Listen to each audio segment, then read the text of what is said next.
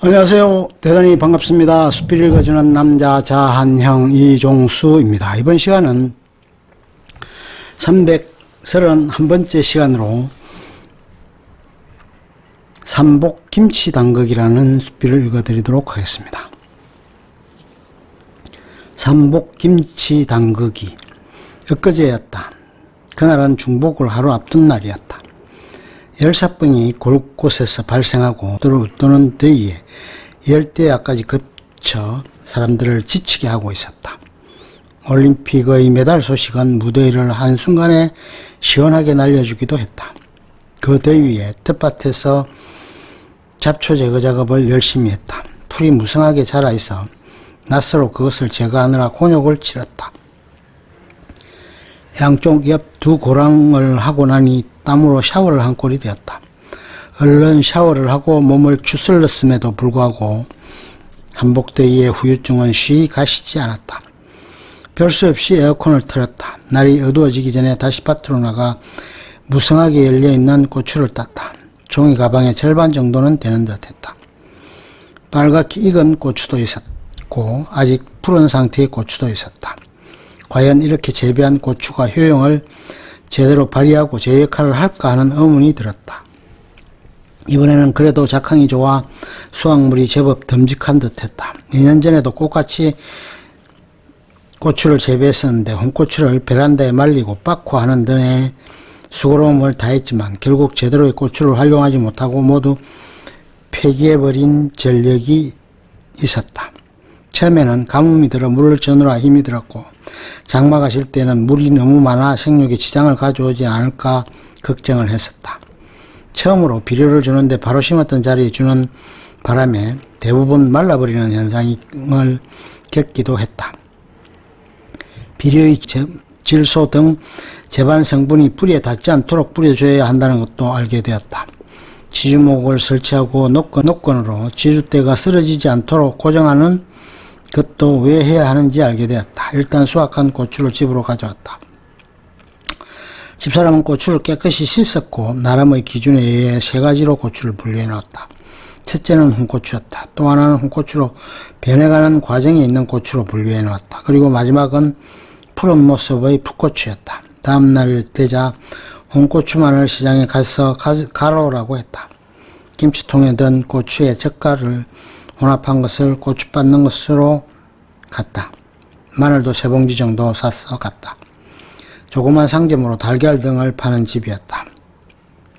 한쪽 기퉁이에 고추, 마늘 등을 가는 기계가 바닥에 놓여져 있었다. 주인 여자가 손수 조작하고 있었다. 기계는 부속품을 분리해 놓아져 있었다. 그녀가 차근차근 하나하나의 부속을 결합하자 조작이 완료된 모양이었다. 고추를 넣고 조그만 몽둥이 같은 것으로 고추가 잘 내려가도록 모아주고 혼합시켜 주었다. 기계는 심한 소음을 내며 가동이 되기 시작했다. 먼저 마늘을 갈았다. 그런 다음 고추를 가는 것이었다. 부드러운 상태가 되도록 하기 위해 고추를 다시 한번 가는 공정을 계속했다. 이렇게 해서 고추를 양념장으로 변환시킬 수 있는 1차적인 작업이 끝이 났다. 다음은 장복이었다. 절인 배추 한 상자를 사서 오고 부추와 잔파를 서너 단 사서 왔다. 물고추에 고춧가루를 넣고 다진 마늘과 잔파를 넣고 양념을 해서 양념장을 만들었다. 이로써 김치를 만들 수 있는 만반의 준비는 갖추어진 셈이었다. 조그만 대야에 절인 배추를 넣고 양념이 배도록 치되었다. 그 과정이 거쳐서야 김치가 만들어지는 것이었다.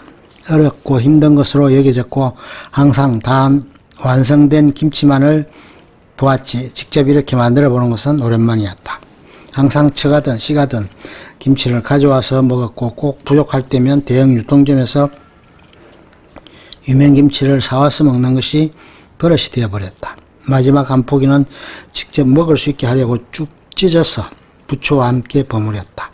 집사람의 얘기로는 1년에 2-3번만 김치를 담그면 1년을 김치 걱정 없이 지낼 수 있다고 한다. 양념장에 굴이며 기타 여러 가지가 더 들어가야 하는 것 아니냐고 했더니 여름철 해산물은 자칫하면 해로울 수 있다며 손사래를 쳤다. 부랴부랴 돼지고기를 삶는 과정에 들어갔다. 수육을 넣고 마늘, 양파, 된장을 넣고 푹 구웠다. 1시간여의 공들임이 있었던 후에 돼지고기 수육이 완성되었다.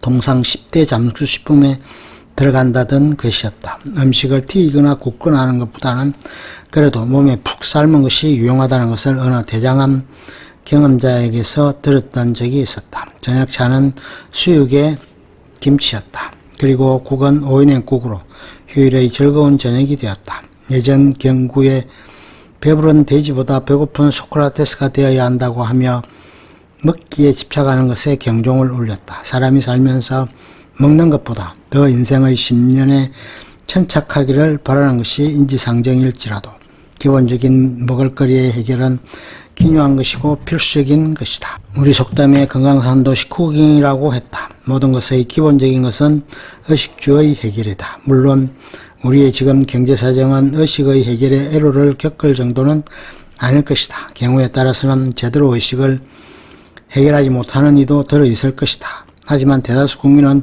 먹고 입는 문제에 큰 문제를 갖고 있지 않을 만큼 기초적인 생활은 보장되어 있다고 생각된다. 아직도 사회적 갈등 요소는 산적해 있어 해결의 난맥상을 보이는 부분도 있으나 기본적인 의식의 문제는 다 해소되었다고 여기도 무방하리라. 사회가 복잡해질수록 다원직이 되고 다양성이 하나의 키워드로 각광받게 되고 갈등의 골은 더 깊어가기 마련인 것이다.